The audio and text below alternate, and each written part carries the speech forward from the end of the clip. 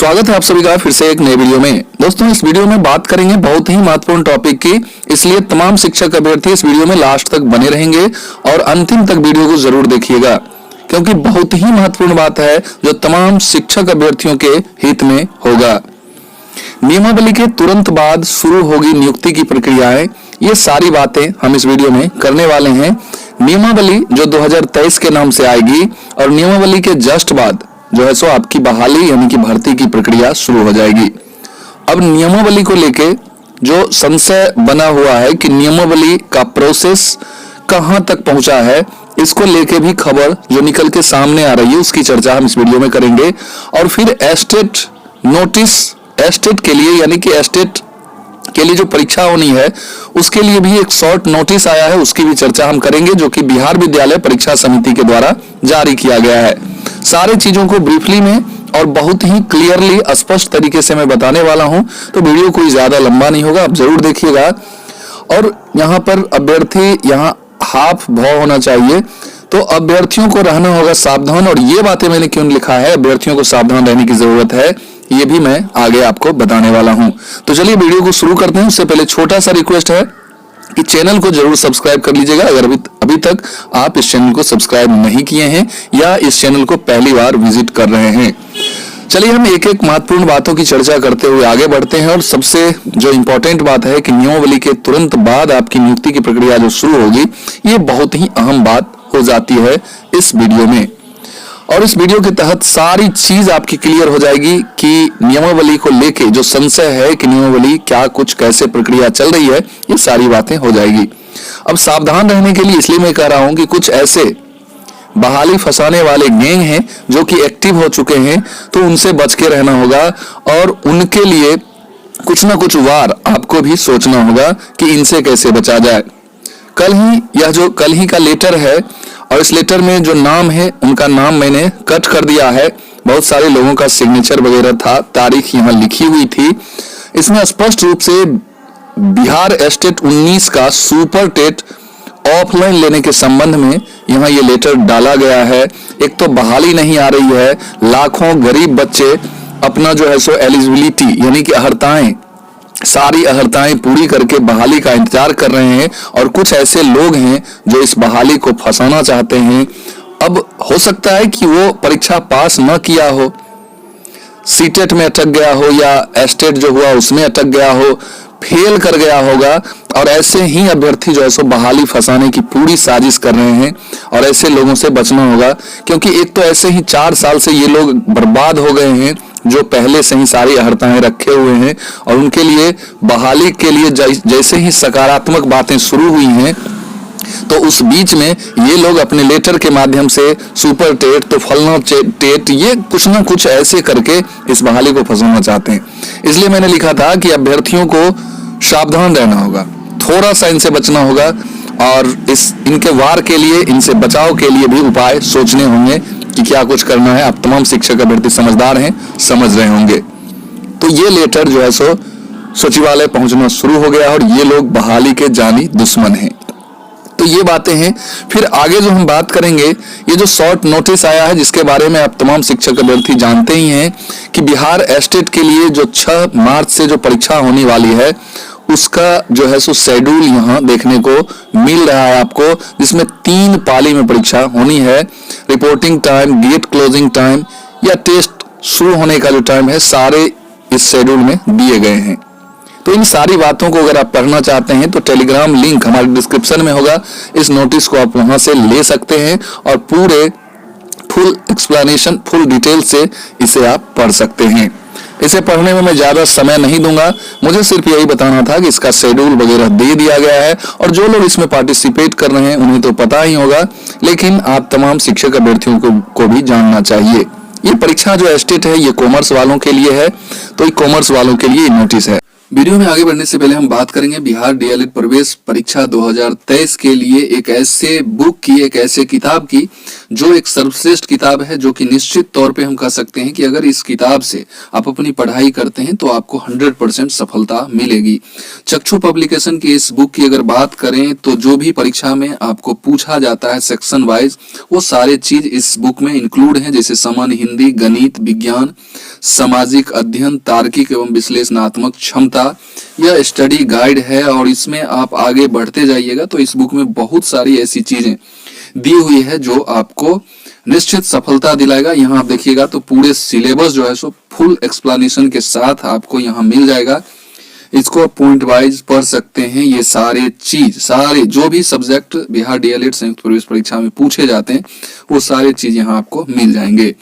इससे बढ़ते हुए आप आइएगा तो यहाँ आप देख सकते हैं कि हिंदी का पॉइंट वाइज जो भी वर्ण, विचार, संज्ञा से आशय, ये सारे चीज, अंक गणित हो गए, प्रारंभिक अंक गणित, सामान्य विज्ञान हो गया, सामाजिक अध्ययन हो गया, फिर इंग्लिश, तार्किक एवं विश्लेषणात्मक तर्क शक्ति, ये सारे चीज यहाँ आपको मिल जाएंगे। और उसके बाद प्रीवियस ईयर का क्वेश्चन भी जो पिछले साल पूछा गया है इसे आप जरूर देख लेंगे। यह भी आपको इसी बुक में मिल जाएगा और इसे देखने के बाद आपको अपनी तैयारी कैसे करनी है ये भी आइडिया लग जाएगा और इसका फुल एक्सप्लेनेशन भी आपको नीचे आंसर सहित मिल जाएगा। और इसे आप जरूर प्रैक्टिस कीजिएगा और आगे बढ़ते आइएगा तो आपको फुल कंटेंट जो भी परीक्षा में पूछे जाएंगे उसका पूरे डिटेल से चैप्टर वाइज इस बुक में सारे सब्जेक्ट अलग अलग एक ही बुक में इंक्लूड किया गया है। तो इस बुक को आप परचेज कर सकते हैं। इस बुक को परचेज करने के लिए डिस्क्रिप्शन में आपको लिंक वगैरह मिल जाएगा और इस बुक से संबंधित और भी कोई जानकारी आपको चाहिए तो वहां पर आपको call, phone number, mobile number भी मिल जाएगा। वहां पर आप कॉल करके अपनी सारी इंक्वायरीज ले सकते हैं। तो इस बुक को जरूर परचेज करें। आगे जैसे ही बढ़ेंगे और महत्वपूर्ण बात यहाँ जो शुरू होती है, जो तमाम शिक्षक अभ्यर्थियों आपको बताना है, शिक्षक नियमावली जिसके तहत 7वें चरण की शिक्षक बहाली होनी है, सामान्य प्रशासन और नगर विकास विभाग ने उसको हरी झंडी दे दी है, यानी कि इसके लिए काम जो है सो आगे बढ़ चुका है। अब सबसे बड़ी बात है कि सामान्य प्रशासन विभाग एक बहुत बड़ा कह सकते हैं कि विभाग है जो कि नॉर्म्स तैयार करती है किसी भी बहाली के लिए।